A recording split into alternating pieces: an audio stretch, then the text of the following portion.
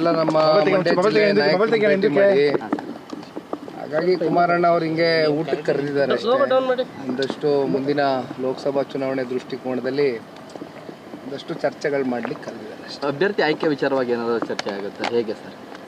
ನೋಡೋಣ, ಎಲ್ಲ ಚರ್ಚೆ ಮಾಡಿದ್ಮೇಲೆ ನಾಯಕರು ನಿಮ್ಗೆ ಹೇಳ್ತಾರೆ ಸರ್. ಎಸ್ಪೆಷಲಿ ಮಂಡ್ಯವನ್ನ JDS ಉಳಿಸ್ಕೊಳ್ಬೇಕು ಅನ್ನೋದು, ಯಾಕಂದ್ರೆ ಸಾಕಷ್ಟು ಅಲ್ಲಿ ನಿಮ್ಗೆ ಇಡ್ತಾ ಇರೋದ್ರಿಂದ ಉಳಿಸ್ಕೊಳ್ಬೇಕು ಅನ್ನೋದು ನಾಯಕರ ಒತ್ತಾಯ ಆಗಿತ್ತು.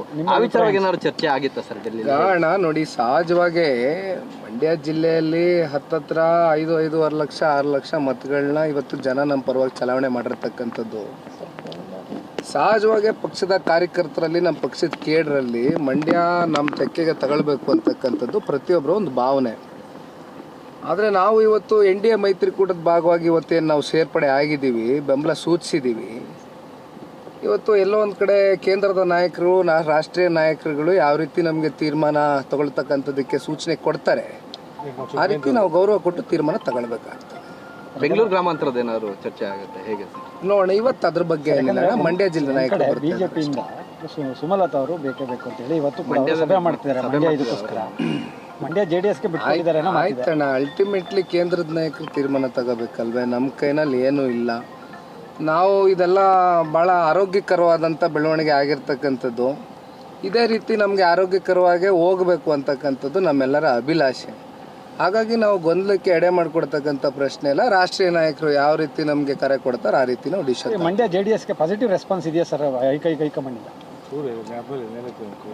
ಎಲ್ಲ ಪಕ್ಷದ ಚೌಕಟ್ಟು ವಿಚಾರಗಳು ಎಲ್ಲ ಹೆಚ್ಚಿಗೆ ಆಚೆ ಮಾತನಾಡೋಕ್ಕಾಗೋದಿಲ್ಲ. ಸಿಕ್ಕಿದೆ ಅಂತ ಆಯ್ತು. ಆಯ್ತು, ಚರ್ಚೆ ಮಾಡೋಣ ಅದೆಲ್ಲ ಕೂತ್ಕೊಂಡು. ಎಲ್ಲ ನೀವೇ ಎಲ್ಲ ಉತ್ತರ, ಪ್ರಶ್ನೆನೂ ನಿಮ್ದೇ ಉತ್ತರನೂ ನಿಮ್ದೇ ಅಂದ್ರೆ ಹೆಂಗಣ? ಸರ್, ಈಗ ಇಲ್ಲಿ ಗಿಫ್ಟ್ ಪಾಲಿಟಿಕ್ಸ್ ನಡೀತಾ ಇದೆ. ಕಾಂಗ್ರೆಸ್ ಇಂದ ಗಿಫ್ಟ್ ಅಂತ ಇದ್ದಾರೆ, ಕುಕ್ಕರ್ ಅಂತ ಇದ್ದಾರೆ. ಇದು ಕಾಂಗ್ರೆಸ್ಸು ಗಿಫ್ಟ್ ರಾಜಕೀಯ, ಅದರಲ್ಲೂ ರಾಮನಗರ ಜಿಲ್ಲೆನಲ್ಲಿ ಏನು ಹೊಸದಲ್ಲ. ಇದು ಕಳೆದ ವಿಧಾನಸಭಾ ಚುನಾವಣೆಯಲ್ಲೂ ಕೂಡ ಸುಮಾರು 11 ವಿಧಾನಸಭಾ ಕ್ಷೇತ್ರಗಳಲ್ಲಿ, ಅದರಲ್ಲಿ ರಾಮನಗರ ಕ್ಷೇತ್ರವು ಒಳಪಟ್ಟಂತೆ ಈ 5,000 ರೂಪಾಯಿ ಕೂಪನ್ನು ಇವತ್ತೇನು ಜನಗಳಿಗೆ ಪಾಪ ಕೊಟ್ಟಿರ್ತಕ್ಕಂಥದ್ದು.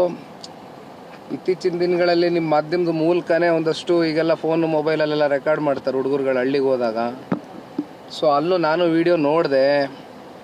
ಜನ ಕೇಳ್ತಾ ಇದ್ದಾರೆ, 5,000 ಕೂಪನ್ ಇವತ್ತು ನಮಗೆ ಕೊಟ್ಟಿದ್ರಿ, ಚುನಾವಣೆ ಸಂದರ್ಭದಲ್ಲಿ ನಮ್ಮನ್ನೆಲ್ಲರನ್ನೂ ಮಿಸ್ಲೀಡ್ ಮಾಡಿ ಓಟ್ ಹಾಕ್ಸ್ಕೊಂಡಿದ್ದೀರಿ. ಕನಿಷ್ಠ ಪಕ್ಷ ನಾವೆಲ್ಲ ಗೌರವ ಕೊಟ್ಟು, ನಿಮ್ಮ ಕೂಪನ್ ಗೌರವ ಕೊಟ್ಟು ಓಟ್ ಹಾಕಿದ್ದೀವಿ, ನಮ್ಮ ಕೂಪನ್ ತಲುಪಿಸಿ ಅಂತಕ್ಕಂಥದ್ದು, ದಯಮಾಡಿ ಎಲ್ಲ ತಲುಪಿಸ್ಬೇಕು ಅಂತಕ್ಕಂಥದ್ದು ಪಾಪ ನಮ್ಮ ಹಳ್ಳಿ ಜನ ಕೇಳ್ತಾ ಇದ್ದಾರೆ. ಹಾಗಾಗಿ ಇದೇನು ಹೊಸ ಸಂಸ್ಕೃತಿ ಏನಲ್ಲ ಕಾಂಗ್ರೆಸ್.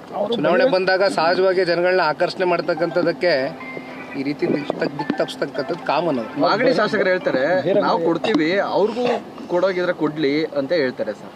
ನೋಡಿ, ಈ ರೀತಿ ಎಂದು ಕೂಡ ದೇವೇಗೌಡರು ಸಾಹೇಬರಾಗಲಿ, ಪಕ್ಷ ಆಗಲಿ, ಮಾನ್ಯ ಕುಮಾರಸ್ವಾಮಿ ಅವರಾಗಲಿ ಎಂದೂ ಕೂಡ ಮತ ಪಡಿತಕ್ಕಂಥದ್ದಕ್ಕೆ ಜನಗಳಿಗೆ ತಾತ್ಕಾಲಿಕವಾಗಿ ದಿಕ್ ತಪ್ಪಿಸಿ ಮಾಡಿರ್ತಕ್ಕಂಥದ್ದು ನಮ್ಮ ಹಿನ್ನೆಲೆ ಅಲ್ಲ, ನಮ್ಮ ಇತಿಹಾಸ ಅಲ್ಲ. ಹಾಗಾಗಿ ಕಾಂಗ್ರೆಸ್ ಪಕ್ಷ ಬೇಕಾದ್ರೆ ಇದನ್ನು ಮುಂದುವರಿಸಲಿ, ನಮ್ಮ ಪಕ್ಷ ಎಂದೂ ಕೂಡ ಇದಕ್ಕೆ ಕೈ ಹಾಕೋದಿಲ್ಲ. ನಾನಂತೂ ಹಾಕೋದೇ ಇಲ್ಲ. Thank you. ಬೆಂಗಳೂರಿನಿಂದ ಮಂಗಳೂರುವರೆಗೆ, ಬೀದರ್ನಿಂದ ಚಾಮರಾಜನಗರದವರೆಗೆ ನಿಮ್ಮ ಸುದ್ದಿ ನಿಮ್ಮದೇ ಭಾಷೆಯಲ್ಲಿ. ಕರ್ನಾಟಕ ತಕ್.